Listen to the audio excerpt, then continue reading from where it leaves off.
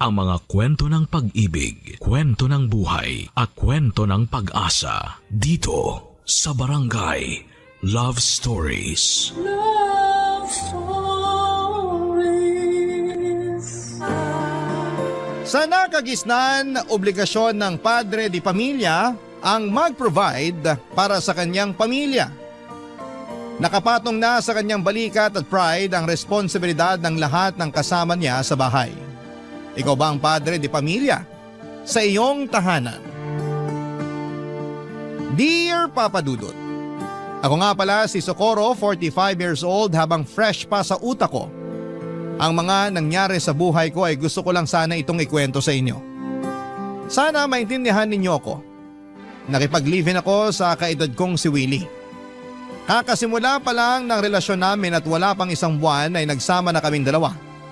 Bit-bit ko sa bahay ni Willie ang 18 anyos kong anak na dalaga na si Jovi. Maswerte akong pumayag si Willie na isama ang anak ko. Hindi lahat ng lalaki gustong magbit-bit ng hindi niya bagahe. Una pa lang na binanggit ko si Jovi kay Willie ay hindi na ako nagkaroon ng problema para mapalapit ang loob ng anak ko sa kanya. Tinanggap niya si Jovi na para bang sarili niyang anak. Single si Willie noong nakilala ko at wala siyang naging asawa, pero nagkaroon siya, Papa Dudut, ng mga karelasyon na mas bata sa kanya. Hindi niya nakasundo ang mga yon dala marahil ng agwat sa edad. Kaya naman minabuti niyang doon na lamang sa kaedad niya sumubok. Ako ang nagkataon na napadpad sa kanyang daan habang naghahanap ng kaparehas. Maswerte akong masasabi, Papa Dudut, na napadaan siya sa landas ko. Dahil noong time na yon ay hindi ko na alam ang ginagawa ko sa buhay. Ang dati kong asawa at tatay ni Jovi ay hiniwalayan ko noong time na sinalba ko ni Willie. Kaibigan ko pa lamang si Willie noon at nasasabihan ko siya ng problema ko sa dati kong asawa.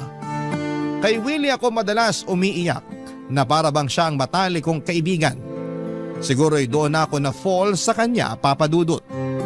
Ganon din siya sa akin.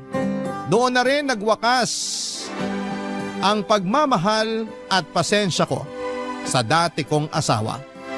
Dahil kay Willie ay nagkaroon ako ng lakas ng loob para iwanan ang mapang-abuso kong asawa. Inalala ko noong simula si Juvie dahil baka ayaw niyang magkahiwalay kami ng tatay niya. Pero nagulat ako nang ang anak ko na mismo ang nagtulak sa akin para umalis na kami sa poder ng kanyang ama.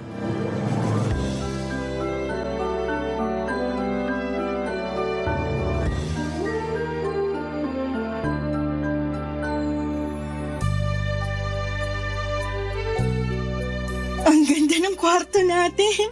At ang presko at ang lambot ng mga unan at kumot. Kanino mo pa sinasabi yan? Nako-conscious na yung una sa mga papuri mo. Masaya lang talaga ako kasi ibang-iba to sa naging buhay ko sa dating asawa ko.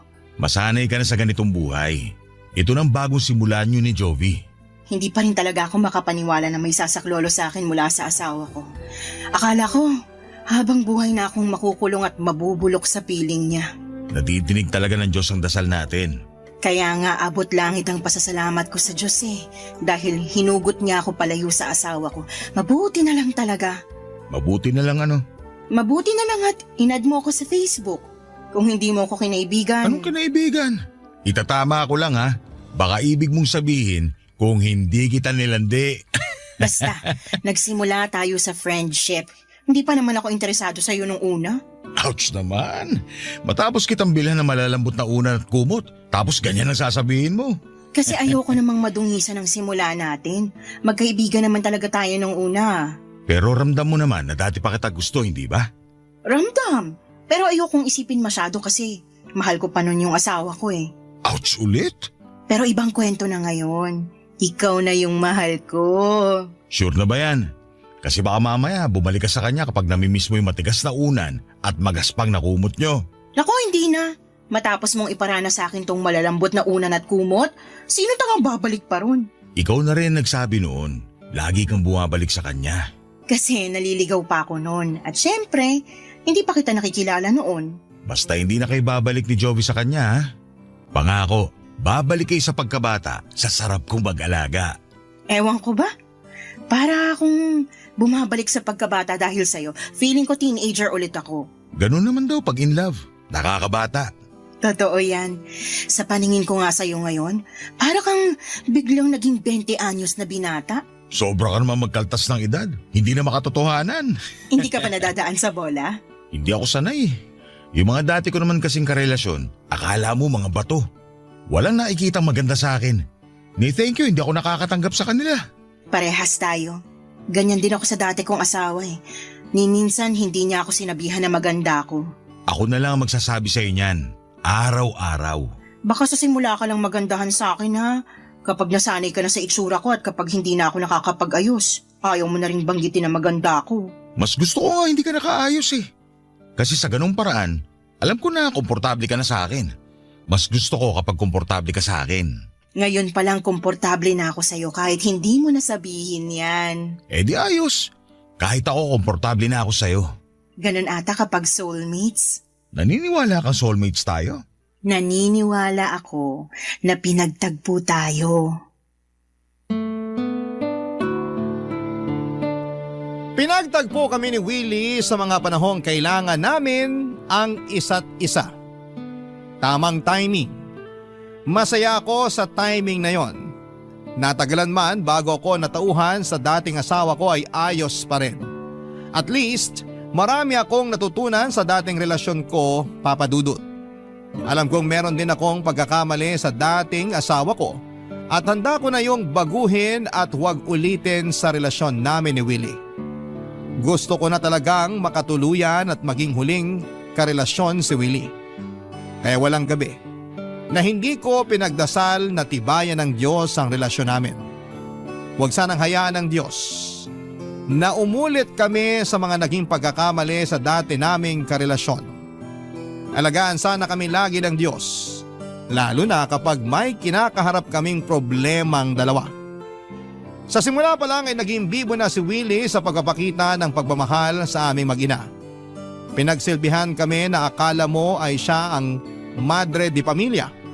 Lahat ng kailangan namin kahit ultimo mga luho na pwedeng huwag na lang iabot ay binibigay pa rin niya.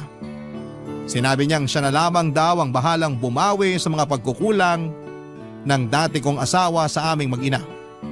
Kailangan daw naming maramdaman na kamahal kami. Sa ganung paraan ay mas magiging maayos ang pakiramdam namin at maghihilom na ang mga sugat namin. Totoo naman ang sinabi niya, Papa Dudut, dahil sa pagpapakita niya ng atensyon, pagmamahal at respeto sa amin ni Juvie ay napansin kong gumanda kami ng anak ko at mas naging mabuting tao. Parang mga bulaklak na nadiligan ng maayos. Pinapaarawan ng sapat at nilagay sa lilim kapag alanganin ang panahon. Ganon kami inalagaan ni Willie. Kaya naman namukadkad ang kagandahan namin ng anak kong si Jovie, Papa Dudut.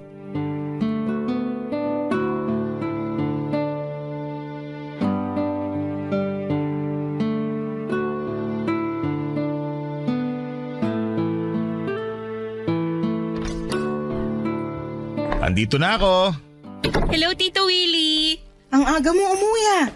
Di ba sabi mo gagabihin ka? Namiss kita eh. Ayaw mo ba? Naku, sa harapan ko pa talaga naglandian. Tumigil ka riyan, Jovi. Magsaing ka na muna sa kusina para makakain na tayo. Mamaya ka na magsaing, Jovi. Tignan niyo muna itong mga pinamili ko sa inyo.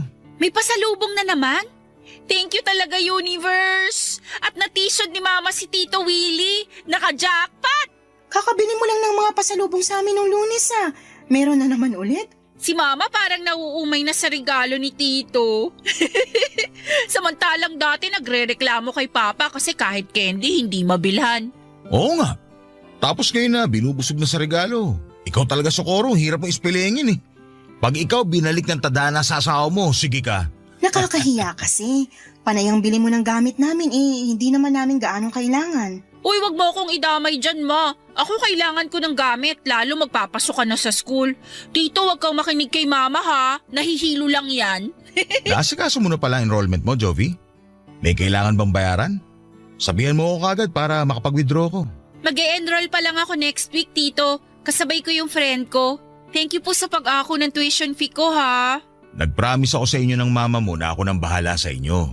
Hindi maganda sa pride ko kung hindi ko tutuparin yun. Ilang beses mo nang natupad. Hindi na siguro mamasamain ang pride mo kung magpapaawad ka na sa kakabili ng gamit para sa amin ni Jovi.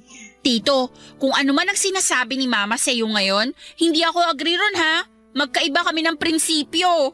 Hoy Jovi, hindi kita tinuruan para maging gahaman ha. Si Mama naman, nagjo-joke lang, di ba? Ang hirap mo namang pasayahin. Huwag na kayong magtalong dalawa. Gusto ko talaga itong nagbibigay ng regalo sa inyo. Ewan ko ba? Parang ang sarap sa pakiramdam na nakakapagbigay ako sa inyo. Uy, si Tito. Love language ang giving gifts. Isa kang malaking bilog na sugar daddy, tumatalbog-talbog. Sugar daddy ng mama mo na ayaw naman maging sugar baby ko. Palag ng palag no? Sige, pagtulungan nyo na naman akong dalawa. Kasi naman lagi mo kinukontra ang pagpapakita ko sa inyo ng pagmamahal. Lagi ko namang nakikita yon. Lagi kong nararamdaman. Hindi mo na kailangang bonggahan ng mga regalo. Baka mamaya masanay kami. Eh di masanay lang kayo. Wala naman akong balak itigil to eh. Tito, anong gift ko ngayon? Hindi ko alam kung magugustuhan mo tong pantalon na binili ko. Sabi kasi nung anak ng kumpare ko, uso raw to ngayon eh. O eto, tingnan mo. Uso nga yan! Gusto ko talaga to! Suot to ng K-pop idols ko! Thank you, Tito!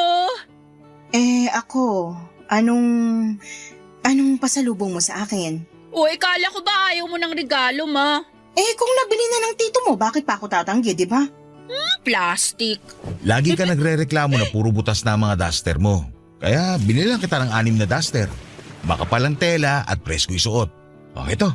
Ganito yung duster ko nung dalaga ko. Ito yun! Ay, thank you, Willie. Alam mo talaga ang kahinaan ko. Naku, samantalang kanina panay pang tanggi.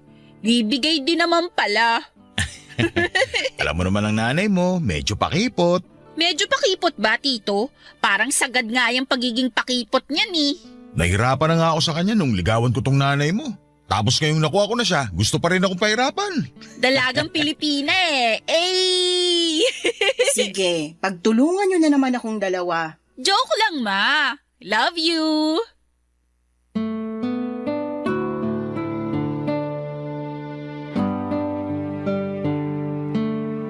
Para akong nagkaroong muli ng panibagong pamilya.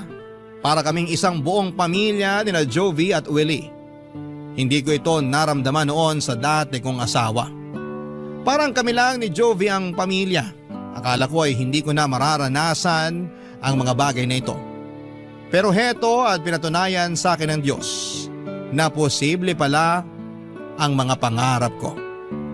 Tinupad ni Willie ang pangarap kong pamilya. Habang pinagmamasdan ko nga silang dalawa ni Jovi na nagkwekwentuhan tungkol sa mga pasalubong ni Willie, ay napapangiti na lamang ako. Halos hindi ko na matanggal ang ngiti sa labi ko. Sino ba namang hindi sasaya kapag makita mong magkasama at nasa iisang bahay ang mga mahal mo sa buhay? Panay ang dasal ko na sana'y hindi na matapos ang kasiyahang ito. Alam kong hindi naman ako bibiguin ng Diyos dahil matagal din akong naghirap bago ko sinukuha ng sitwasyon na matagal na niyang gustong alisan. Araw-araw ay lagi akong binibigyan ng rason ni Willie para mahulog sa kanya. May oras na parang natatakot na ako dahil masyado ng malalim ang nararamdaman kong pagmamahal para sa kanya. Baka kasi biglang magbago siya o makahanap ng iba. Ganon ba talaga yon? Kapag galing ka sa maling tao at napunta sa tama ay lagi kang matatakot sa tuwing makakaramdam ka ng saya. Kasi ganoon minsan papadudot ang nararamdaman ko. Sinasabi ko ang worries ko kay Willie at lagi niya lamang akong niyayakap at hinahalikan. Patuloy niyang pinaparamdam sa akin na hindi ko na kailangang mamuhay sa nakaraan dahil kasama ko na siya sa kasalukuyan. At sa kasalukuyan ay payapa na ang lahat kasama siya. Naniwala ako sa kanya, Papa Dudut. Nagtiwala ako sa kanya ng sobra. Barangay Love Stories. Barangay Love Stories. Sa mga unang buwan ng pagsasama namin ni Willie ay nasanay na ako sa mga binibigay niyang regalo. Lagi siyang nagpapalit ng mga gamit sa bahay kahit na hindi naman sira. Basta makita niyang may bago at mas magandang gamit online ay bumibili kaagad siya. Napagsabihan ko na siya noon na maghinay-hinay sa pagbili lalo na kung hindi naman nagagamit sa araw-araw pero mapilit siya. Hindi ko naman na siya nilabanan pa dahil pera naman niya ang ginagastos. Sino ba naman ako para pigilan siya sa paggamit niya ng pera, hindi ba? Kung yun naman ang nagpapasaya sa kanya at nagbibigay sa kanya ng dahilan para lalong magsipag para kumita ng pera, ay sino ba naman ako para pigilan siya? Kaya lang makalipas pa ang ilang buwan ay napansin kong hindi na siya gaanong bumibili ng kahit na anong gamit o regalo para sa bahay at para sa aming mag-ina. Hindi naman sa hinahanap-hanap ko ang mga luho na inaabot niya. Kaya lang kasi Papa Dudut ay nanibago ako. Ganon din si Juby. Pero hindi naman namin yon itinawid sa kaalaman ni Willie. Baka masaktan at ma-misinterpret niya ang pagtatanong namin. Sinabihan ko si Jovi na huwag magbabanggit at sasabihin ng diretsahan kay Willie ang tungkol sa paghinto nito sa pagbibigay ng luho sa amin.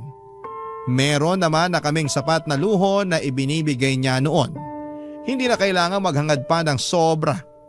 Kaya lang may nangyari nitong nakaraan para tuluyang sumabog si Willie. Hindi ko yon inasahan, Papa Dudut.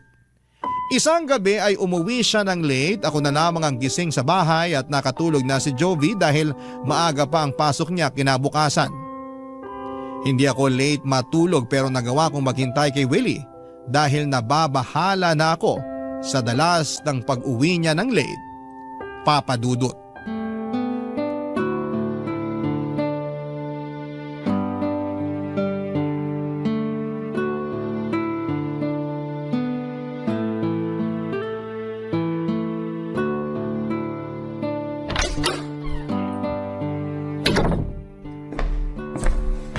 Oh, Socorro, bakit gising ka pa? Hindi ako makatulog. Si Jovi nasaan? Kanina pa tulog. Sana sinabayan mo na lang ang anak mo na matulog. Hindi nga ako makatulog kaya hinintay na lang kita. Sa susunod, wag mo na akong hintayin. Mag-a-update na lang ako kapag gagabihin ako ng uwi. Sige, kumain ka na ba? Hindi pa nga eh. Anong ulam? Nagluto ako ng pusit. Ubusin mo na yon. Maraming pa bang kanin? Yung sinain ko hanggang bukas na lang ng umaga. Pero may bigas pa. Yun nga rin sana yung sasabihin ko sa'yo. Huling takal na yung bigas na isinain ko kanina. Ang bilis naman nating makaubos ng bigas. Pareho pa naman kayong mahinang kumain ng kanin ni Jovi. Sakto lang ang pagkakaubos ng bigas. Natipid ko pa nga. Halos 3 buwan na kaya yung huling bili mo ng bigas. Bumili ka muna siguro sa tindahan ng per kilo. Ayaw mo ba ng isang sako na lang ulit? Mas makakamura tayo nun. Per kilo muna. Yung 3 araw muna siguro ang bilin mo. Yung pinakamura na rin. Hindi naman ako maselan sa bigas. Sige. Papapain ko na lang yung pusit. Hindi na ako magkakanin. Para umabot hanggang tanghalian yung natitirang kanin. Ay hindi. Kumain ka ng kanin. Ikaw tong mahilig sa kanin eh. Hindi naman nag-aalmusal madalas si Jovi. Ako naman, sapat na yung kape. Sa'yo na lahat ng natitirang kanin. Mas kailangan mo yun kaysa sa amin. Ikaw pa naman tong laging nasa labas para rumakit. Salamat, Socorro. May mga frozen food pa ba tayo? Hotdog na lang tapos kalahating plastic ng tosino. Gusto mo bang ipagprito kita bukas para sa almusal mo? Hindi na. Tipirin mo na lang yan para may pagkain sa ibang araw. Mga dilata natin, kamusta naman? Ayos naman sila sa cabinet. Close na sila sa isa't isa, hindi na sila namamahay. Pansamantala, dilata muna ang ulam natin. Lalo na kapag wala naman ako. Haluan mo na lang ng repolyo o kahit na anong gulay para magmukha namang disente. Nakakapanibago naman. Ang alin? Naaalala ko lang dati ayaw mong bumili ng delata. Sabi mo hindi magandang kainin eh. Kaya lagi kang nagpapaluto sa akin ng mga fresh na karne at isda. Tapos madalas gusto mo magpa-deliver na lang tayo ng pagkain. Napilit lang kitang bumili ng delata para kung sakaling magkaroon ng emergency meron tayong mabubuksan. Hindi ka pa ba nagpapasalamat na mabubuksan mo na sa wakas yung mga dilata na pinaglalaban mo sa akin dati? Nabigla lang. Hindi ko naman inaasahan na gugustuhin mong mag-ulam ng delata. Masama bang kumain ng dilata? Oy, wala akong sinabing ganyan ha. Ang sinabi ko lang, nanibago lang ako. Mali ata ako na sinanay ko kayo sa luho. Parang diring-diri ka ng kumain ng mga dilata. Baka pati sa bigas sumelan ka na rin. Hindi ako kailanman nandiri sa delata kahit ilang beses mo pa akong pinakain ng crispy pata at mamahaling putahe. Baka nakakalimutan mo, sinanay din ako dyan ng dati kong asawa. Bakit kailangan pang banggitin ang dati mong asawa? Nasanay ka na nga yata sa luho. Hindi ko maintindihan bakit minamasama mo tong sinasabi ko sa'yo. Wala naman akong masamang intensyon. Nag-uusap lang tayo. Bakit biglang pumangit ang dating sa'yo? Kasi pagod na ako sa kakaharap ng pera. Tapos parang pinamumukha mo pa sa akin na wala akong kwentang padre di pamilya. Di keso dilat at mumurahin bigas na ang kaya ko ibigay sa inyo mag-ina. Ganun ba yon, ha? Ganun ba yon? Di na ba uso magpasalamat at magpakita ng utang na loob? Naligaw na ako sa usapan. Ni minsan hindi ko naisip yung mga sinasabi mo. Ikaw lang ang nakakaramdam yan. Huwag mo na ako ipaganda na makakain niya yun. Alis mo na ako. Saan ka naman pupunta? Alanganin ang oras. Maghahanap ng karinderya. Huwag mo na ako hintayin. Matulog ka na. Nagulat talaga ako sa inasal ni Willie sa akin, Papa Dudut. Padawog niyang sinarado ang pintuan at nakatayo lamang ako noon at hindi ko alam kung paano tamang magre-react sa mga nangyari. Hanggang sa bigla na lamang nagising si Joby dahil sa pagkagulat sa kalabog ng pintuan. Sinamahan ako ni Joby at kinausap. Hinanap niya si Willie. Sinabi ko sa kanya ang mga nangyari at maski si Joby ay nagulat sa ikinuwento ko sa kanya. Hindi naman kasi yon ugali ni Willie, Papa Dudut. Pero pinaniwalaan ako ng anak ko. Sinamahan pa niya ako para masiguradong ayos na ako. Nabigla kasi talaga ako. Sa inasal ni Willie ay parang may ala-ala sa ex-husband ko ang nag-flashback sa akin. Lalo tuloy kinabahan ang puso ko.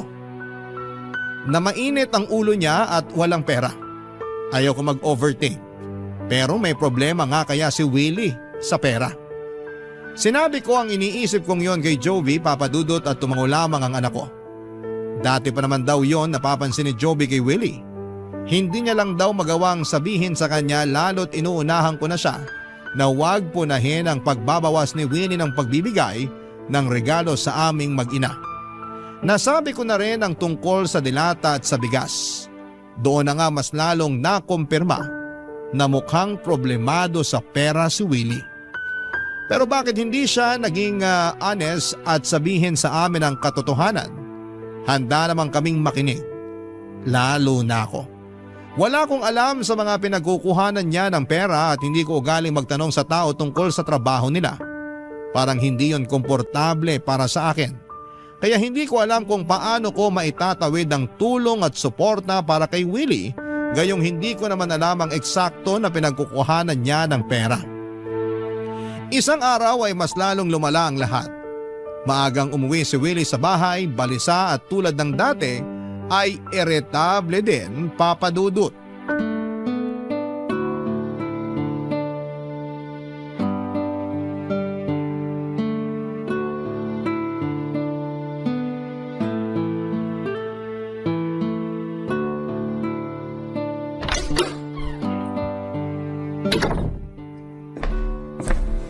Socorro, Ang aga mo yatang umuwi. Kumain ka na? wala akong gana. Alis din ako kagad. May kailangan ba? May ipapaplansya ka bang damit? May naitabi ka pa ba sa mga perang binigay ko sa inyo ni Jovi dati? Bakit? Sumagot ka na lang. Sumagot ka rin. Bakit kailangan ko sumagot? Kasi nagtatanong din ako. Pera ko naman yung binigay ko sa'yo. Sa inyong mag-ina. Sumbat ba yan? Kasi naman ang simple lang ng tanong ko, hindi pa magawang sagutin ng maayos. Maski naman ako maayos din ang tanong ko. Oo, alam ko pera mo yun at inabot mo sa akin. May karapatan ka ron. Yun naman pala eh. Nasaan na yung pera? Naitabi ko, wag kang mag-alala. Nabawasan ko pero pinangbili ko naman ang kailangan natin dito sa bahay. Asa na nga yung natira? Dali na! Gusto pa ng pahirapan eh. Willie, may problema ba? Wala magiging problema ko, ibibigay mo na lang sa akin yung pera ko. Alam ko pera mo yon.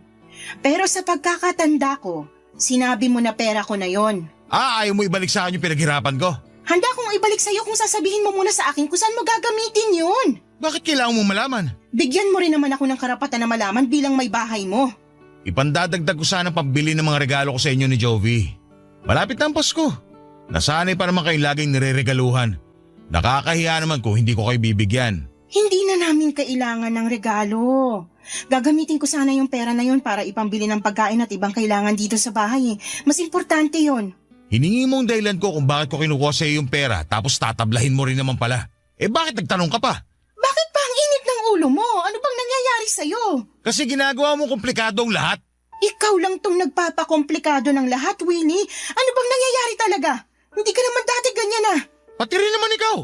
Hindi ka rin naman ganyan dati. Ngayon pala sagot ka na kahit wala sa lugar. Nasa lugar ang mga sagot ko. Baka ikaw. Ganyan ba isusubat mo sa akin? Matapos ko kayong iaon ng anak ko sa hirap? Matapos ko kayong tulungan makatakas sa dating asawa mo? Sino ba sa atin ngayon ang nanunumbat? Ibigay mo sa akin ang pera ko! Pero anong gagamitin nating pambili ng pagkain? Isang buwan ka nang hindi nag-aabot para sa mga kailangan dito sa bahay. Intindihin mo naman ako kung kailangan kong tipirin yun para may makain tayo. Dodoblin ko ang ibibigay ko sa iyo sa susunod. Ibalik mo lang muna sa akin ang pera. Kailangan ko talaga. Baka pwedeng kahit 1K lang ang ibigay ko sa'yo. Konti na lang din ang natitira sa akin eh. Baka maubusan tayo kapag binigay ko sa'yo lahat. Masyado kang nega, kaya walang nangyayari sa buhay mo. Bakit ganyan ka magsalita? Kasi ayaw pa ibigay sa akin ang pera ko. Akin na! Hindi sa'yo yun! Hindi talaga ako makapaniwala sa inasta sa akin ni Willie, Papa Dudut. Nanlaki ang mga mata niya habang nakatitig sa akin at tila kinukumbinse akong sumunod na lamang sa gusto niya. Hindi ako nagpatinag. Nilabanan ko ang mga titig niya at hindi ko kayang ibigay sa kanya ang lahat ng naipon kong pera. Alam kong galing yon sa kanya, pero hindi maganda ang kutob ko sa pagdadalhan niya ng perang yon. Lalong hindi maganda ang kutob ko na maibabalik pa sa akin kahit kalahati noon. Pero wala ko nagawa nang tadyakan niya ang mesa sa sala. Binasag niya ang vase na nakatapon sa gilid ng sofa. Nagulat ako. Hindi naman niya ako sinaktan pero natakot ako sa mga ginawa niya. Pawisan na siya noon at nahahalata na ang galit. Kaya doon ako bumigay. Nagtungo na ako sa kwarto para kunin ang pera pero nagtira ako ng 2,000 para may pangkain kami sa mga susunod na araw. Pagkatapos kong iabot sa kanya ang pera ay matalim pa rin ang tingin niya sa akin. Galit na galit ang mga mata niyang tinititigan ako sa huling pagkakataon bago lumabas ng bahay. Nagdabog siyang muli sa pagsarado ng pintuan. Minessage ko siya after an hour para sabihan sa kanya na hindi ako natuwa sa ipinakita niya sa akin pero hindi niya ako nireplyan. Hindi rin siya umuwi nung gabing yon, tanghali na kinabukasan nang umuwi siya. Tahimik na siya noon, Papa Dudut, at hindi na galit. Pero halata sa mukha niya ang lungkot at problema. Hindi ko na siya kinausap pa. Parehas kaming kailangang magpalamig noon at nagkulong na lamang siya sa kwarto at hindi ko siya sinamahan doon.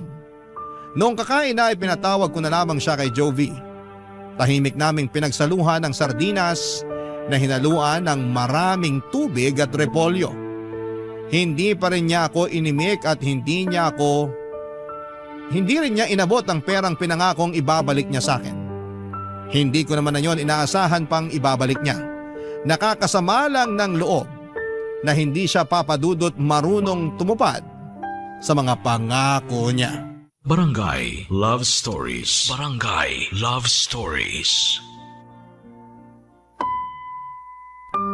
Hindi na nga binalik sa akin ni Willie ang perang kinuha niya. Oo, sige, siya ang nagbigay noon pero kahit papaano ay may karapatan ako roon dahil binigay niya sa akin yon para ipangbili ko raw ng mga gusto kong gamit. Hindi ko nga lang ginawa yon dahil mas gusto kong ilagay yon sa ipon ko. Hindi ko naman siya magawang singilin dahil nakakahiya. Ang dami na niyang ginawa para sa amin. Parang ang kapal naman ata ng mukha ko para bawiin pa yon. Meron pa rin naman akong natitirang pera pero yon ay yung ipon ko nung hindi pa kami nagsasama ni Willie. Naipon ko yon sa dati kong trabaho. Walang nakakaalam sa ipon ko na yon dahil bala kong gamitin noon ang perang yon para makatakas kami ni Jovi at umuwi sa probinsya namin. Kaya lang ay nakilala ko nga itong si Willie. Nagbago lahat ng plano. Naitago ko na lang tuloy ang ipon na yon, Papa Dudut. Pinilit ako ni Willie na umalis na sa trabaho ko noon at ayoko pa sana dahil gusto kong meron akong sariling pera. Pero nakiusap siya na umalis na ako para full-time akong mag-asikaso sa kanya at sa bahay. Kinumbinsi rin niya ako na hindi ko naman na raw kailangan magtrabaho dahil siya na ang bahala sa lahat ng gastusin. Hindi raw ako gagastos kahit na isang sachet ng mumurahing shampoo. Naniwala ako. Nakumbinsi ako. Yon ang isang malaking pagkakamali ko dahil wala pang isang taon ay nagbago na ang lahat. Ultimo, pagbili ng isang sachet ng mumurahing shampoo ay hindi na magawang ibigay sa akin ni Willie. Lagi niya akong iniiwasang makausap tuwing nasa bahay siya. Ni tumingin sa akin ay hindi rin niya magawa. Ang masakit pa, bihira na rin siya kung umuwi ng bahay. Wala rin akong alam sa mga ganap sa buhay niya sa labas, Papa Dudut.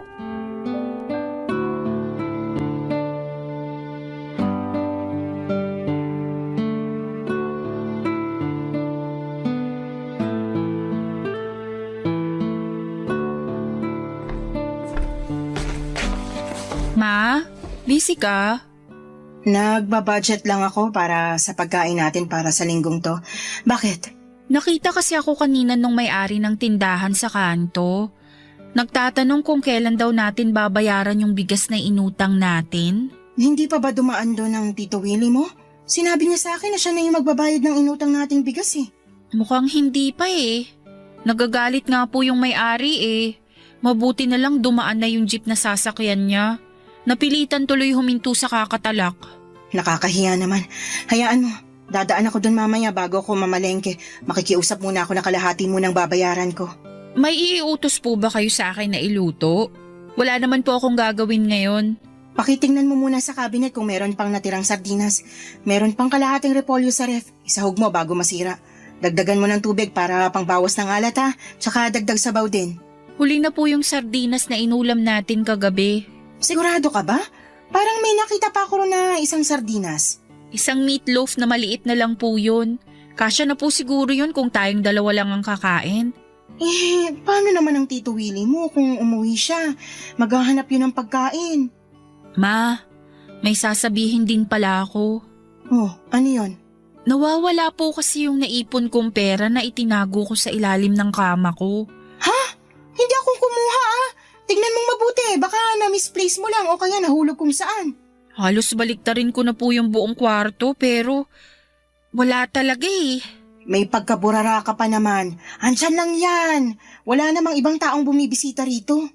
May hinala po ako. Ha? Hinala? Si Tito Willie po. Ay Jovi, wag ganyan. Wag kang mambibintang ha. Eh kasi naman ma, nung naligo ako nung isang araw tapos pagpasok ko ng kwarto ko, andun siya. Hindi naman siya pumapasok sa kwarto ko kahit kailan. Baka naman kasi may tinitingnan siyang mga butas sa kisame o mga butas sa sulok ng kwarto mo. Alam mo na, tag-ulan, nag-iingat lang ang Tito Willie mo. Hindi naman po niya sinabi sa akin yan. Nagulat nga siya nung nakita ko tapos bigla siyang may binulsa. Tapos nagmadali na pong umalis. Busy kasi ang tito mo. Alam mong naghahanap ng ibang racket para lang may makain tayo. Pero bakit hanggang ngayon wala pa rin tayong makaing matino? Yung ipon nyo, nagagamit nyo na pangbayad ng kuryente at tubig. Paano kapag naubusan kayo? Hindi ako aabot doon. Makakahanap ang tito mo ng pagkakakitaan. Magtiwala lang tayo sa kanya. Nagtiwala naman po ako sa kanya nung pumasok siya sa kwarto ko. Kinabukasan, nung chinek ko yung ilalim ng kama ko, nasaid na lahat ng perang andun. At kayong dalawa lang naman ni Tito ang nakakaalam na nagtatago ako ng pera ron. Hindi ba nga nagbibiro pa siya noon na baka ngat-ngatin ng daga yung perang tinatago ko dun? Jovi, wag nga muna natin itong pag-usapan. Sumasakit ng ulo ko sa kakaisip kung saan tayo kukuha ng pera. Hanapin mo pa sa kwarto mo, nandun lang yun. Isipin mong mabuti.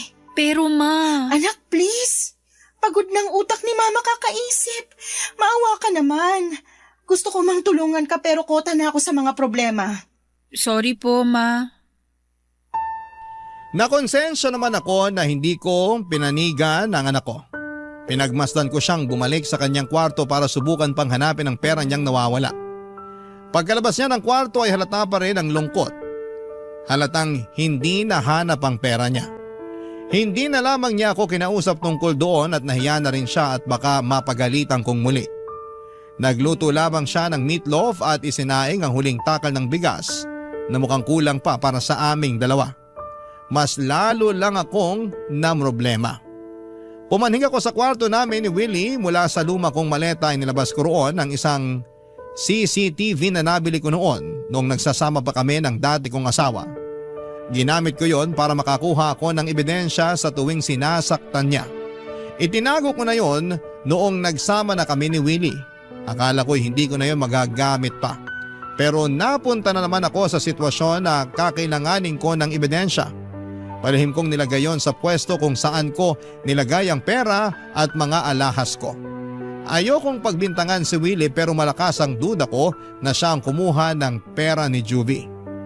Kinagabihan ay umuwi si Willie at wala pa rin itong sa hulog.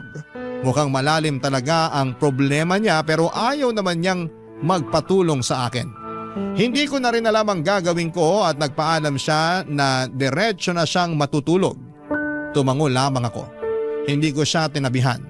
Nakitulog ako sa kwarto ni Joby. Parang lumalayo na ang loob ko kay Willie at parang ayoko munang dumikit sa kanya dahil ayokong makaramdam ng galit sa kanya. Kinabukasan ay hindi ko na siya nadatnan sa kwarto. Maaga siyang umalis, sabi ni Joby. Pumasok ako sa kwarto namin at malakas ang kabog ng puso ko. Lalo na noong nakita kong wala na ang pera at mga alahas ko. Nanginginig akong tsinek ang CCTV at doon ay nakita ko si Willie ang kumuha. Naiyak na lamang ako. Hindi dahil nawalan ako ng pera at alahas, kundi nawala ng biglaan ng tiwala ko sa kanya. Kinagabihan ay umuwi siya at inamangan ko siya para kumprontahin. Hindi na ako makapagpigil noon, Papa Dudut.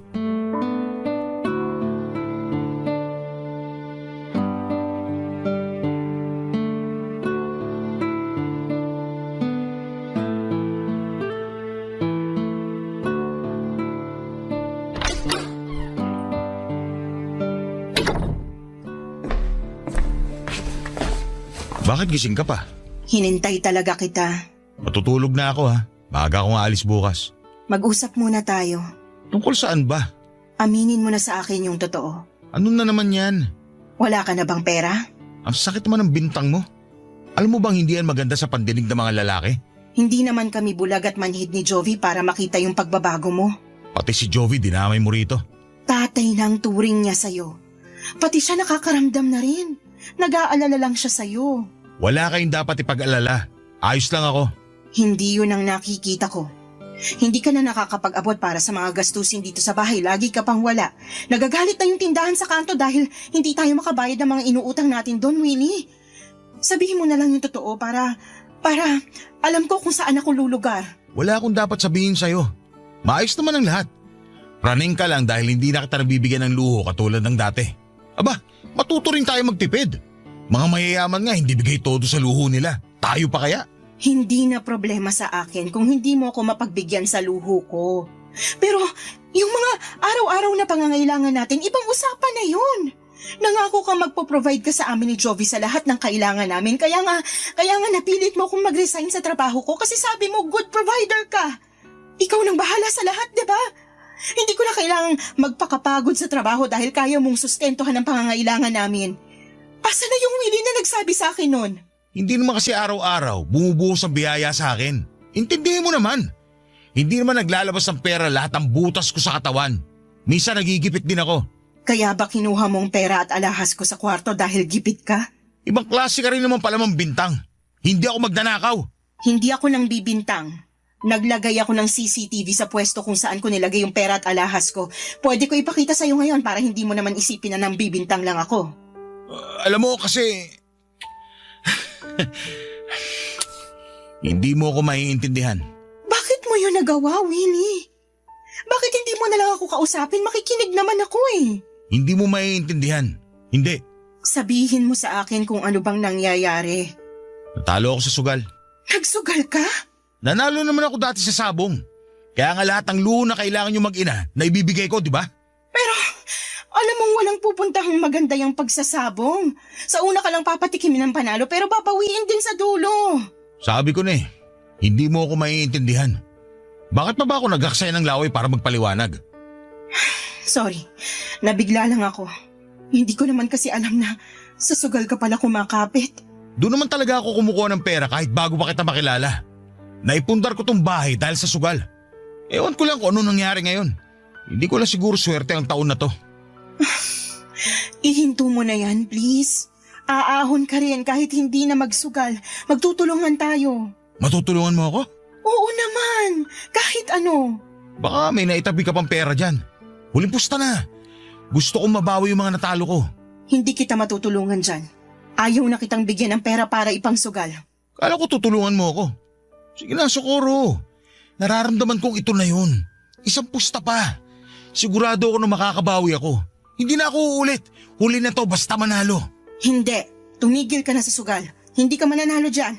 Huwag kang nega. Nangangati na itong palad ko. Kasabihan ng mga matatanda na magkakapera daw pag ganito. Kaya ilapag mo na sa palad kong pera para makapusta na. Sige na. Alam ko na may naitatabi ka pa dyan. Huwag mo akong pagdamutan. Kinuha mo na lahat, Willie. Wala nang natira sa akin. Ano pang ibibigay ko sa'yo? Gisingin mo si Jovi. Baka may mga hindi pa ako nakuha sa ilalim ng kama niya. Ipaliwanag mo na lang sa kanya lahat. Ikaw din ang kumuha ng ipon ni Jovi sa ilalim ng kama?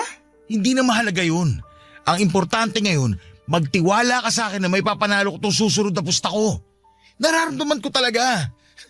Sa susunod na panalo ko, pupunta tayo sa Hong Kong. Ayaw mo ba nun?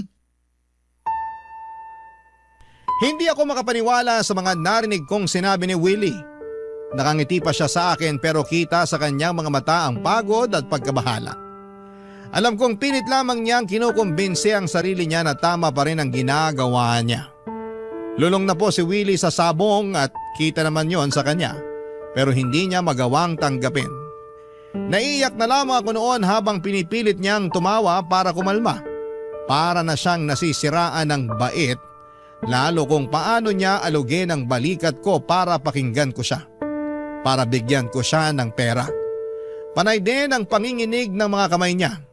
Pinagmamasdang ko lamang siya. Lalo na noong paikot-ikot na siya sa sala habang pinapaliwanag sa akin na sa susunod na pusta niya ay milyon na ang makukuha niya. Naniniwala siya roon at doon ako nababahala. Iba na ang tama ng sugal sa utak niya. Nagkunwari akong bibigyan siya ng pera at naniwala naman siya. Natuwa siya. Napalundag pa siya sa saya. Sinabi ko sa kanya na ibibigay ko yon kinabukasan basta matulog na lamang muna siya. Pumayag naman siya, Papa Dudut. Tumakbo na siya patungo sa kwarto namin at nagtalukbong. Pahuni-huni ng kanta at parang nagbibilang ng pera. Naiiyak na ako noon. Unti-unti ay parang tinakasan na si Willie ng bait at hindi ko napaghandaan yon. Kinabukasan ay ginising niya ako para kunin ang pera.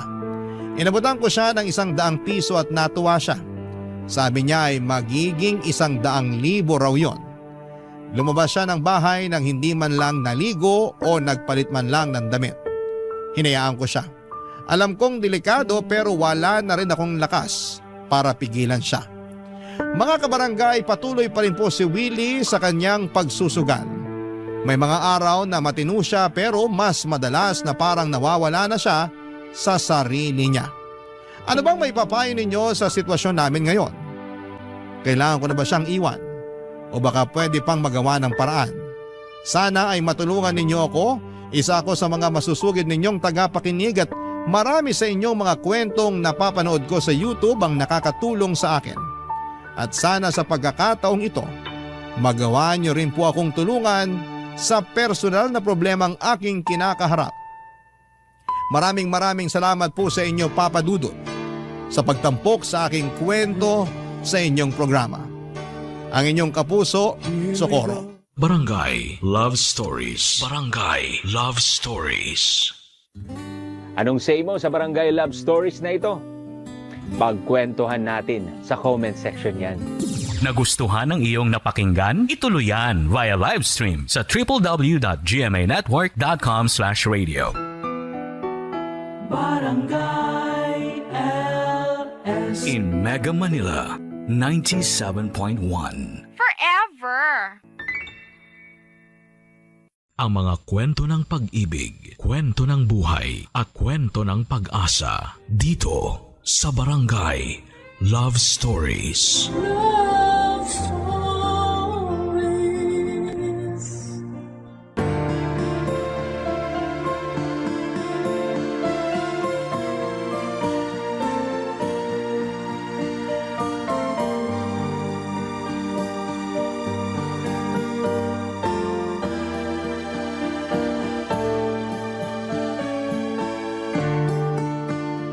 Habang may buhay ay may pag-asa. Pero hindi rin naman mawawala ang pagsubok kaya importante na magtulungan ng magkapareha upang malagpasan nila ang mga bagay na yon. Ikaw, kabarangay, handa ka bang tulungan ang iyong kinakasama? Dear Papa Dudut, naranasan niyo na bang masapawan? Ako kasi oo. At yan ang pinakaayaw pakiramdam sa mundo. Ewan ko, pero para sa akin lamang talaga para sa akin lamang lamang na lamang talaga ako sa taong sumasapaw sa akin. Kaya naman ang kapal ng mukha niya na iparamdam sa akin ang bagay na yon. Yun din ang dahilan kung bakit napasulat po ako sa programa ninyong Barangay Love Stories. Kung hindi ninyo kasi may tatanong ay mahilig talaga ako makinig po sa radyo. At isang araw ay napadpad ako sa inyong istasyon. Simula noon ay palagi na ako nakikinig ng Barangay Love Stories ni Papa Dudut via online. Tapos ay nakita ko ang inyong email address kaya hindi na ako nagdalawang isip na sumulat sa inyo. At umaasa ako na mai-air ninyo ang aking kwento. Pero bago ako magpatuloy ay gusto ko munang magpakilala sa mga kabarangay natin. Cresida pala ang pangalan ko. 23 years old at taga Quezon City. Meron na akong kinakasama si Benjo na edad 25 naman at may isa na kaming anak na 2 taong gulang na. Sa kasalukuyan ay nakatira kami sa bahay nila dito sa Barangay Commonwealth sa Quezon City.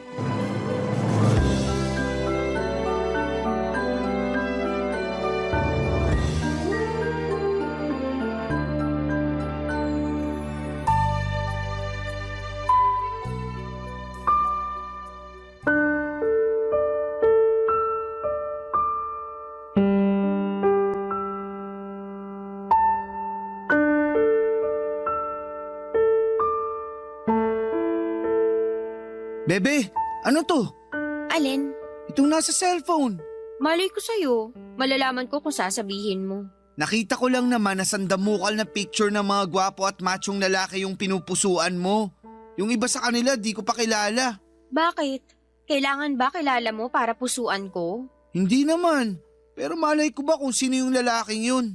Mamaya, sikat pala siya sa ibang website tapos… Pwede ba? Ginaya mo naman ako sa'yo? Ha? Anong ginawa ko? Tanong-tanong ka pa sa ating dalawa. Ikaw nga yung mahilig manood ng ganun. Ibahin mo ako. Hindi ako ganong klase ng babae. Normal lang naman sa aming mga lalaki yung mahilig manood ng ganun ah. Pero hindi ko pinupusuan yung mga babaeng napapanood ko dun kasi loyal ako sa'yo. Ikaw lang, sapat na. Ew, kadiri ka.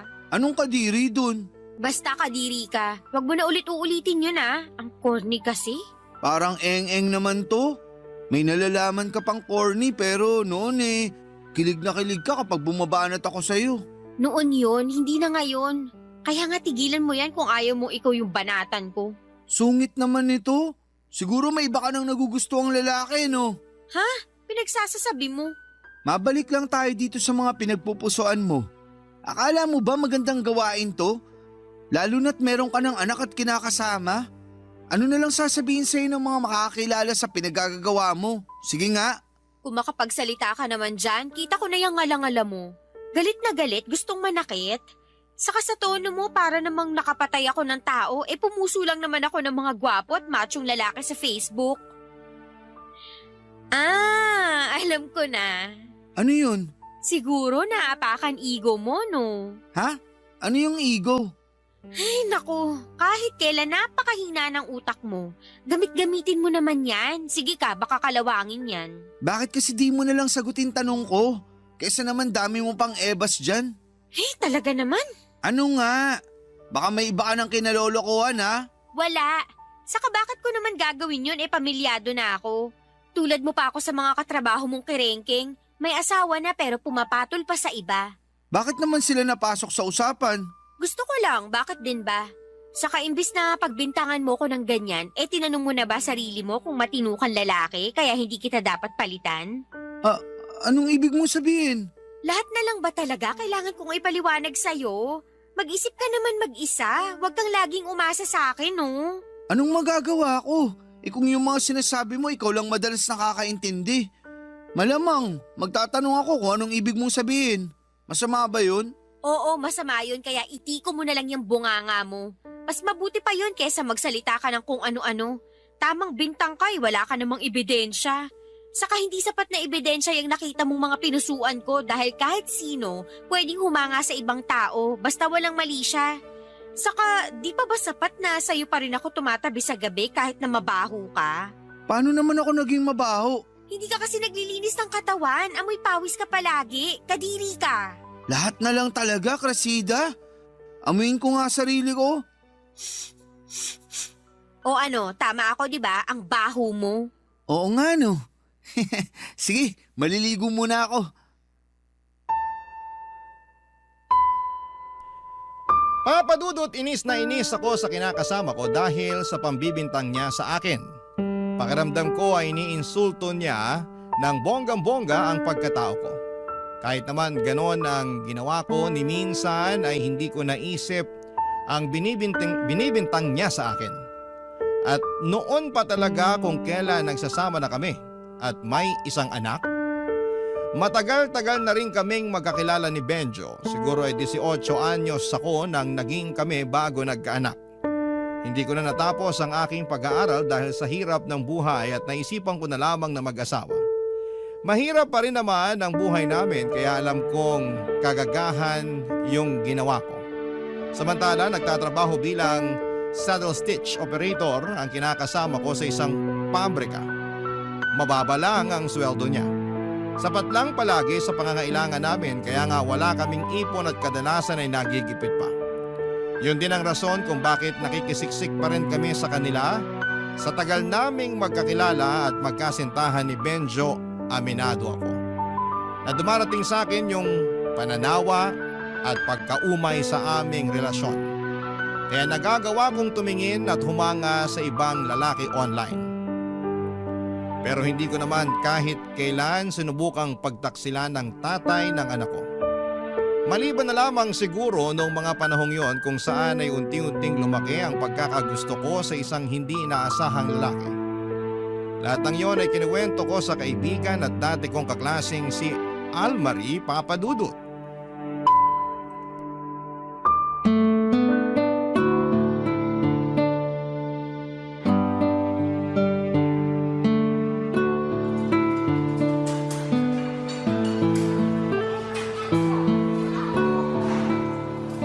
Naku, thank you kasi dinalaw mo naman ako at nilabas. Nung nakarang araw ko pa gustong kumain dito ng burger at fries. Pansin ko nga, panay ka shared post ng mga pagkain na gusto mong kainin.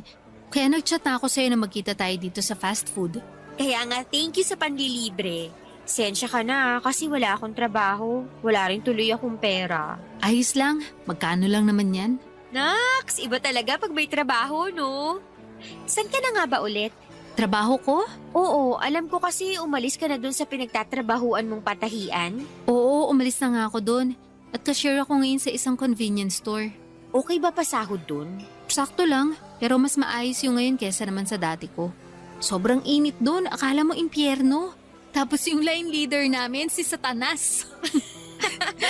Laki talaga ng galit mo dun sa line leader nyong yun, no? Sakto lang, kasi hindi pa naman niya ako nagawa ng kasalanan.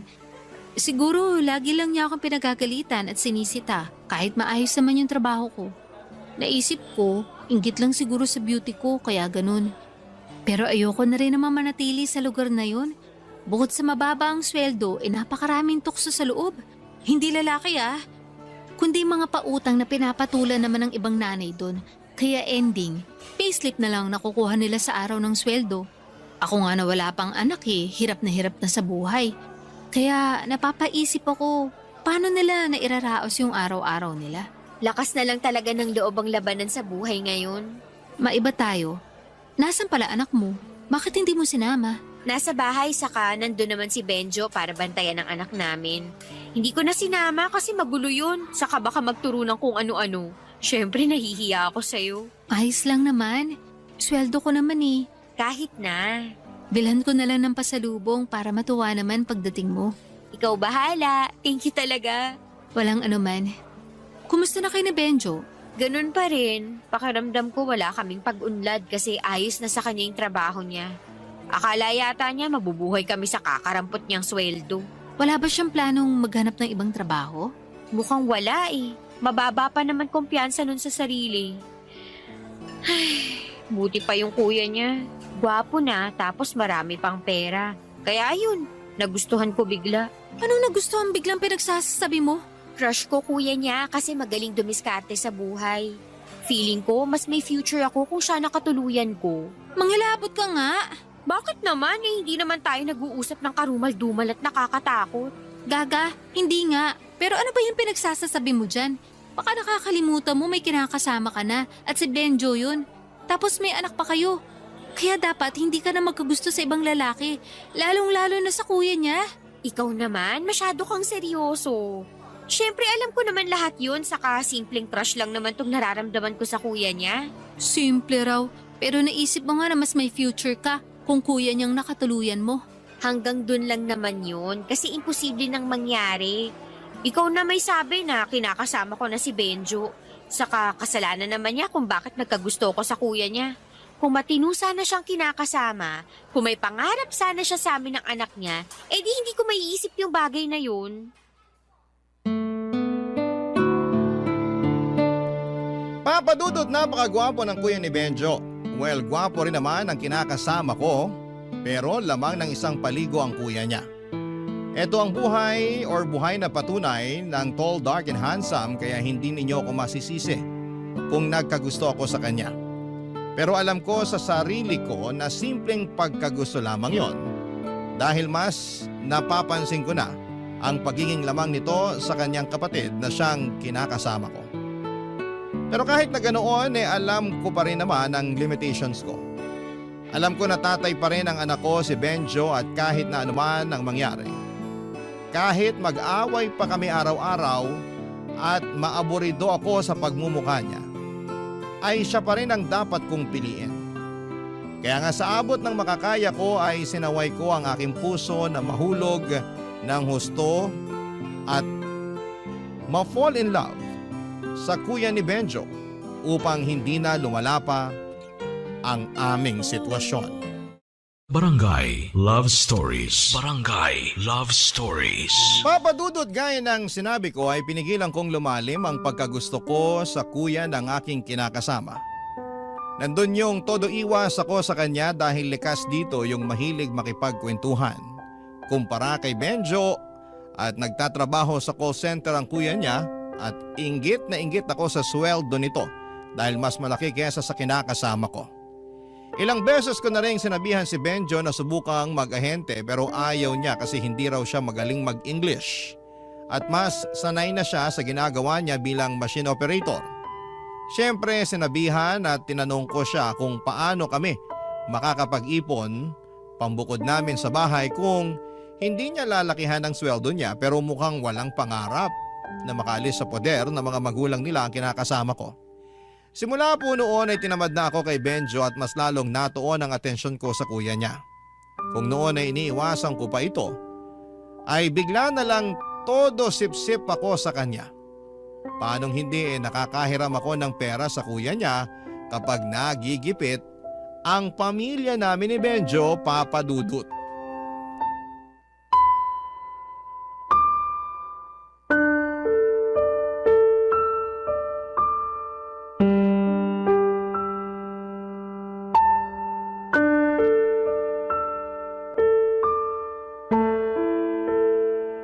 Pwede bang mag-usap tayo, bebe? Nag-uusap tungkol saan? Saka bakit ganyan tono mo? Tinawag mo pa akong bebe kung galit ka naman. Paanong di ako magagalit? Akala mo di ako nakakahalata na masyado kang sumisip-sip sa kuya ko? Pinagsasasabi mo dyan. Panay kayo usap, tawanan at biruan. Mas kinukumusta mo pa nga siya kaysa sa akin na kinakasama at tatay ng anak mo. Akala mo di ko napapansin no? Pwes, diyan ka nagkakamali. Oh, masama bang kausapin, makipagtawanan at makipagbiroan sa kuya mo? Baka nakakalimutan mong nakatira tayo sa iisang bubong. Natural, magkukrus ang landas namin. Alangan namang di ko siya kausapin, di ba? Gusto mo pa yata kaming gawa ng issue? Hindi naman sa ganun, pero... Sabihin mo, masyado kang malisyoso. Hindi ako malisyoso. Anong tawag mo dyan sa mga pinagsasasabi mo kung hindi mali siya, Aber? Malisyoso ka. Binibigyan mo ng kulay yung pag-uusap at pagtatawanan namin ang dahil lang sa ano ulit yon? Hindi kita makamusta ka mo? Oo, tsaka totoo naman yun. Hindi yun totoo. Masyado ka lang madrama. Alam mo, napipiko na ako sa kaartehan mo eh. Kung makapagsalita ka dyan, akala mo hindi mo kapatid yung pinag-uusapan dito. Anong tawag doon? Hirap sa'yo, di ka makalata eh. Magkakaganito ba ako kung di ako nagsiselos? Wow, ngayon naman may nalalaman ka ng pagsiselos. Tama talaga ako na masyado ka lang malisyoso kasi wala namang rason para magselos ka. Anong magagawa ko? Sa'yo yung nararamdaman ko. Ikaw naman kasi, kasalanan mo. Bakit bigla ako naging kasalanan? Sige nga. Sinabi ko na, di ba? Masyado kayong close. Hindi ako sanay. Sinabi ko na rin naman na kuya mo yun. Magselos ka ako sa ibang lalaki, ako makipag-close. Ayun, sige, papayagan kitang mag-alboroto na parang bulkan. Baka nga ako pa humingi ng dispensa sa'yo, pero utang na loob naman. Benjo, kuya mo yun. Ay, sensya na. Hindi ko lang talaga mapigilan. Pakiramdam ko kasi may ginagawa kayo nakakaiba pag wala ako rito sa bahay o kung nakatalikod ako. Naririnig mo ba yung mga pinagsasasabi mo? Oo naman. Palagay mo sa akin, bingi. Hindi, pero buti na rin yung nagkakaintindihan tayo kasi napakasira ulo mo. Bakit naman ako biglang naging siraulo? Tanong-tanong ka pa talaga, bakit nga ba? Sige, ikaw sumagot. Bebe naman eh. Huwag mo ko mabebe-bebe, naiirita ako sa pagbumuka mo. Akala ko naman kung anong sasabihin mo tapos ikaw pa galit nung niyaya mo ako makipag-usap. Alam mo, sumusobra ka na eh. Nung nakaraang araw mo pa ako pinagbibintangang may ibang lalaki dahil lang sa mga picture na pinupusuan ko sa Facebook. Tapos ngayon bibigyan mo ng kulay yung pagiging close namin ng kuya mo? Mahiya ka nga sa kulay ng balat mo, uy. Bakit naman ako mahihiya? Basta, isipin mo, gamitin mo yung utak mo para naman hindi ka lawangin. Kayamot ka talaga, Benjo. Ay, paano ko narinig ng kuya mo yung mga pinagsasasabi mo, Aber? Ano na lang iisipin nun? Hindi ka na talaga nahiya? Dami-dami na nating pabor sa kanya tapos gaganyanin mo pa siya? Hindi ko naman sinasadya. Siguro napangunahan lang ako ng init ng ulo tsaka selos. Init ng ulo sa kapag siselos mo na wala sa lugar yung magdadala sa atin sa kapahamakan eh. Imbis na magselos ka o magalit dyan, bakit hindi mo na lang kaya gayahin yung kuya mo? Dumiskarte ka sa buhay katulad niya para naman hindi na natin kailangan humiram ng pera sa kanya sa tuwing nagigipit tayo.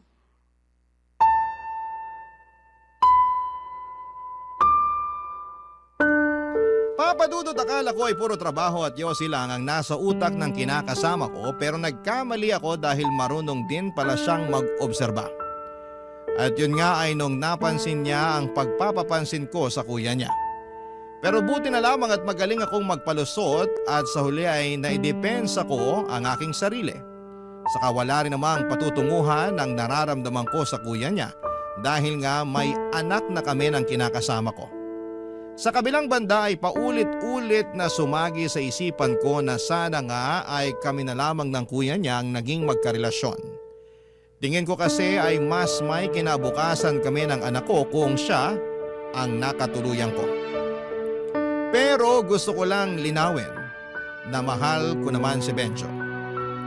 Kaya lang dahil sa ugali niya na pabanjing-banjing at mukhang kontento na sa buhay namin, ay unti-unting naapektuhan noon ang damdamin ko sa kanya at sa aming relasyon. Kung may time machine lang sana ay gusto kong bumalik sa nakaraan para baguhin ang aking kapalaran. Imbes na si Benjo ay sa kuya niya ako makikipaglapit ng loob.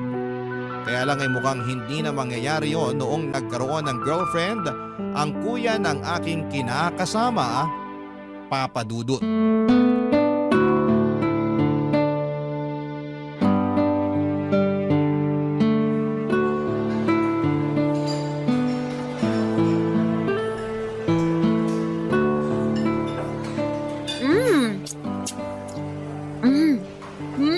Grabe, sobrang sarap naman talaga nitong fried chicken at spaghetti nila. Paresan mo pa ng malamig na pineapple juice, solve na solve ang cravings ko. Hinay-hinay lang. Baka mabulunan ka eh. Sensya na, hindi pa kasi ako nanananghalian kaya gutom na gutom ako. Buti na lang talaga niyaya mo ulit ako na makipagkita sa'yo at thank you sa libre mo. Walang anuman. Pero bakit hindi ka pa nanananghalian? 3:00 na ng hapon, oh. Bad trip ako eh, kaya nawalan ako ng gana kumain sa bahay kanina. May nangyari ba? Huhulaan ko. Nag-away kayo ni Benjo. Sakto, rest day niya ngayon, di ba? Kasi linggo. Oo, kaya nga sa kanya ko ulit iniwan anak namin pero hindi kami nag-away. Bakit ka nga kasi na bad trip tapos nawalan ka pa ng ganang kumain? Sinong di mawawala ng gana? Sinama at pinakilala lang naman ng kuya ni Benjo yung girlfriend niya. OMG! May girlfriend na pala siya? Oo, lahat nga kami nagulat kasi wala kaming alam na may nililigawan na pala siyang babae. Hindi man lang niya nabanggit o nakwento man lang kaya gulat na gulat talaga kami nung pinakilala niya sa amin kanina. Ayun, masayang masaya naman sila, maliban sa akin. Alam ko kung bakit. Bakit? Syempre, may gusto ko na dun sa tao. Tapos, ang sakit nung bigla na lang siya nagka-girlfriend. Oo, tama ka. Apektado buong sistema ko kaya nawalan ako ng gana kanina at nagsuka pa ako sa CR. For real? Oo. Pero hindi ka naman buntis. Gaga, hindi. Naka-IUD ako, no? Ayaw ko pa magbuntis ulit. Buti naman. Hirap mag-anak sa panahon ngayon, no? Kaya nga sinabi ko kay Benjo na wag niya akong tatangkaing buntisin dahil mananagot siya sa akin. Di naman sa ayaw ko na magka-baby. Pero sa hirap ng buhay tapos mahina pa dumiskarte kinakasama ko, wag na talaga munang mag-anak. Correct. Pero grabe namang epekto sa'yo nung revelation ng kuya ni Benjo para magsuka ka pa. Oo nga Saka hindi ko rin kasi inaasahan kaya, ayun, bumaligtad sikmura ko. Kumusta naman si girl? Yung girlfriend? Maganda ba? Hindi, pangit. Sobra ka naman sa pangit. Totoo naman Maputi lang pero mas maganda pa rin ako sa kanya. Siguro nga mas maganda ka sa kanya. Pero siya pa rin yung pinili ng kuya ni Benjo. Talo ka pa rin. Ewan ko ba? Totoo yata yung kasabihan na love is blind. Eyes can be blind. But heart can see ang peg ng love story nila. Pwede ba? Wag mo na nga ipagdiinan. Lalo ako nayayamot OA mo naman? May kinakasama ka na at anak, di ba? Gets ko na ma-hurt ka ng konti at magulat. Pero hindi na yung sobra-sobrang maapektuhan ka. Dapat kung may mararamdaman ka, ituwa. Kasi sa wakas, nagka-girlfriend na yung kuya ng kinakasama mo. Nakwento mo sa akin na wala ka mong nakarelasyon nyo ng ilang taon matapos lokohin ng ex, di ba? Oo, pero hindi pa rin ako natutuwa. Alam ko naman na hindi ako dapat maapektuhan ng gusto. Pero ewan ko ba kung bakit ako nasasaktan at naiinis? Nasasaktan kasi nga may iba na siyang kinagigiliwang babae. At inis ako dun sa girlfriend niya dahil inagaw niya yung atensyon sa akin ng kuya ni Benjo. Kung bakit kasi bigla-bigla siyang umiiksena? Papadudot, hindi ko alam na may korsonada na palang babae ang kuya ni Benjo kaya nga gulat na gulat ako nung isang araw ay pumunta ito sa bahay kasama niya upang ipakilala sa amin. Ni hindi pa naman ako nakapagsuklay ng buhok o nakapagsuot ng panloob kaya nagkumahog pa akong pumasok sa magulo at maliit naming kwarto ni Benjo para ayusin ang aking sarili. Hindi nagtagal ay lagi nang sinasama ng kuya ni Benjo ang girlfriend niya sa bahay namin para tumambay. At kapag hindi niya ito sinasama sa bahay, ay kung saang magagandang lugar pasyalan at kainan niya ito dinadala. Papadudot lahat ng yon ay nakikita ko sa Facebook na pinopost ng kuya ni Benjo. Kaya naman inggit na inggit ako sa girlfriend niya. Sana kasi ako yon. At hindi ang pangit na babaeng yon, Papadudot. Barangay Love Stories. Barangay Love Stories. Papadudot sa araw-araw na lang na ginawa ng Diyos. Lagi kong napapansin na nasasapawan na ako ng girlfriend ng kuya ni Benjo. Kahit na wala naman siyang ginagawa sa akin. Nakikipagplastikan lamang ako upang pakisamahan siya pero sa totoo lang ay surang-sura na ako sa pagmumukha niya. Oo, mabuti lang siya at makinis ang balat palibase di aircon ang pinagtatrabaho ang opisina pero ako pa rin ang mas maganda sa aming dalawa. Ako pa rin ang mas may kwentang kausap kesa sa kanya na puro lang cellphone. Ako pa rin ang mas masarap magluto sa amin. Samantalang siya ay walang alam kundi ang kumain. Di na katakataka na lumobo ang katawan niya pero sa kabila ng lahat ay gustong gusto pa rin siya ng kuya ng kinakasama ko. Ewan ko ba. Pero sobrang naiinis ako sa sitwasyon na yon kahit na alam ko sa sarili ko na wala naman akong dahilan para mainis. Hindi nagtagal ay lalo pang nadagdagan ng inis ko noong nalaman naming nag-propose na sa babaeng yon ng kuya ni Benjo. Napamura talaga ako nang wala sa oras at napaiyak na lamang sa CR pagkatapos.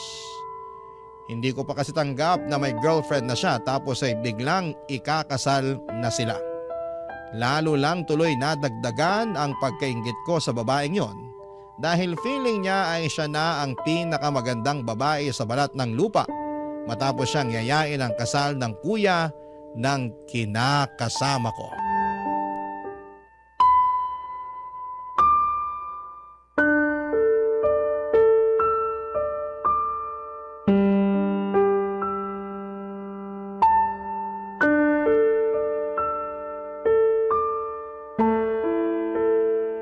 Grabe si kuya, no?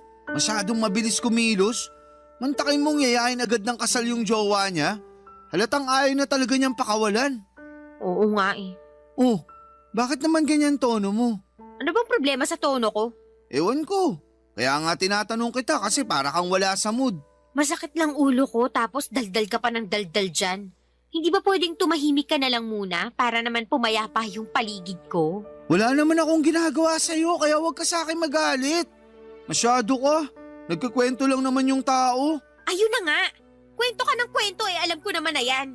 Baka nakakalimutan mo nakasama niyo ako nung sinabi ng kuya mo na niyaya niyang magpakasal yung jowa niya. Tapos ulit-ulitin mo pa? Bakit ba kasi nagagalit ka? Masama ba na ulit-ulitin ko? Masama kasi naririndi na ako. Krisida naman eh. Benjo naman. Mahirap bang intindihin yung sinabi ko? Ano? Ayaw mo na namang gamitin utak mo? Siguro ang kapal na ng kalawang niyan kasi hindi na talaga gumagana. Sobra ka naman magsalita. Parang hindi mo ako kinakasama kung insultuhin mo ako ah. Hindi kita iniinsulto pero kung yan ang nararamdaman mo, problema mo na yun. Bakit ba kasi hindi ka nagmana sa kuya mo na madaling makaintindi, magaling dumiskarte sa buhay? Huwag mo nga akong ikumpara sa kuya ko. Nakakapanliit naman yun. Ganyan nga, manliit ka kasi totoo naman yung mga sinabi ko. Alam mo napakamalas ko sa'yo. Anong ibig mong sabihin? Kasi nakilala pa kita at pumayag ako magpaligaw sa'yo. Kasi ikaw pa naging tatay ng anak ko. Kung hindi siguro nangyari yun, maayos-ayos yung buhay ko kumpara ngayon.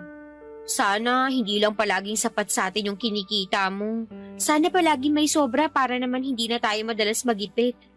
Oh, kita mo? Kipit na naman tayo ngayon dahil walang panggatas yung anak natin. Tapos hindi na ako makahiram sa kuya mo kasi mukhang nag-iipon yata siya ng pera pang kasal nila ng babaeng yun. Magiging asawa na ni kuya yung babaeng yun na sinasabi mo. Kaya tawagin mo siya sa pangalan niya. Wala akong pakialam. Pansin ko, ang init ng dugo mo sa kanya. Inaano ka ba niya? Ano bang pinagsasasabi mo? Akala mo kasi sa akin hindi marunong mag-obserba eh. Akala mo di ko napapansin na nakikipagplastikan ka lang sa girlfriend ni kuya? So what? Wala ka namang pakialam kung nakikipagplastikan ako sa kanya. Mahalaga pa ba yun? Issue natin yung pinag-uusapan dito. Tapos magsisingit ka ng ibang tao? Di ko alam, nag-uusap pala tayo. Ano bang akala mo sa ginagawa natin? Nagpe-prayer meeting? Akala ko kasi nag-aaway tayo dahil sa tono ng boses mo.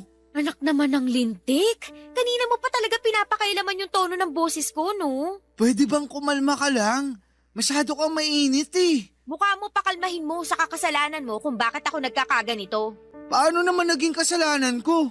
Kung nanahimik ka na lang sana, di hindi ako magagalit sa'yo. Hirap sa'yo, hindi mo alam kung kailan dadaldal o kung kailan dapat itikom yung bibig mo. Nakakairita ka talaga kahit kailan. Bebe naman. Huwag mo nga akong tawagin yan. Huwag ka na kasing magalit sa akin. Mas marami akong dahilan para magalit sa'yo kaysa hindi. Kaya kung ayaw mong madagdagan pa pagkaaburido ko sa pagmumuka ko, manahimik ka na. Papadudot, hindi na ako nakapag-control ng damdamin at tuluyan na nga yung sumabog ng mga panahong yon. Lahat ng hinanakit at sama ng loob ko kay Benjo ay nasabi ko ng isang bagsakan sa pagtatalo namin. Sobrang bigat kasi sa kalooban, nadalihin na mag-isa ang mga problema ng aming pamilya na hindi naman niya nakikita o napapansin. Maling-mali yata talaga na siya ang pinili kong pakisamahan kaya nga araw-araw sa pagising at pagtulog ko ay nagsisisi ako ng husto, Papa Dudut. At dahil gusto kong pangatawanan ang sama ng loob ko kay Benjo ay nag-alsa balutan ako. At binitbit ang aming anak ng araw na yon. Umuwi kami sa maliit na inuupahang kwarto ng nanay ko kasama ang aking stepfather at 5 nilang maliliit na anak. Wala namang magawa si nanay noong pinagsiksikan ko ang aming sarili ng anak ko sa bahay nila. Pero isang araw pa lamang ang nakakalipas ay hirap na ako. Mabuti na lamang at dinalaw ako doon ni Almarie kaya meron akong napagkwentuhan na mga pinagdaraanan ko, Papa Dudut.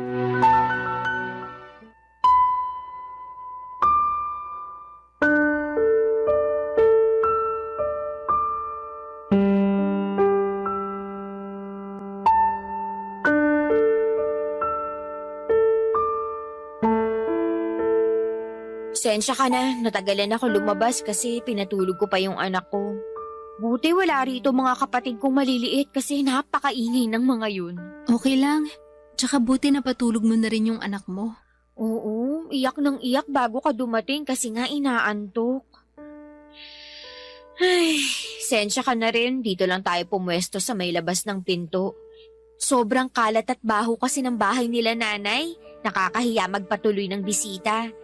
Di bale, malimlim naman sa kamahangin dito. Ano ka ba? Walang kaso sa akin yun. Salamat nga pala kasi pinuntahan mo kami rito. Oo naman. Naloka ako nung sinabi mong umalis kayo ng anak mo kina Benjo at dito kayo tumuloy kina nanay mo. Kaya nga, pero maling-mali na dito kami umuwi kasi mas mahirap pa doon kina Benjo yung sitwasyon namin ng anak ko rito. Sobrang liit ng bahay nila, maingay, mainit, makalat at mabaho. Nasusuka na nga ako eh. Bakit pa kasi umalis kayo dun? May pinag-awayan ba kayo ni Benjo? Meron, pero nakikipagbati na nga siya matapos niyang mag-sorry. Kaya lang, ganun na lang ba yun? Magsusorry tapos walang pagbabago? Nakakaumay na. Kaya sinabi ko na hindi ko na matatanggap yung sorry niya. Ayun, nag-alsa balutan kami ng anak ko at umuwi rito kay nanay. Pero alam mo naman siguro na hindi kayo pwede magstay dito ng matagal, di ba? Oo, ngayon pa nga lang, hirap na ako. Kung ano man yung pinag-awayan nyo ni Benjo, payo ko ayusin nyo. Pag-usapan nyo lalo may anak kayo. Plano ko naman talaga siyang patawarin. Kaso gusto ko lang ma-realize niya na napupuno at nasasagad din ako. Alam mo naman issue namin, di ba?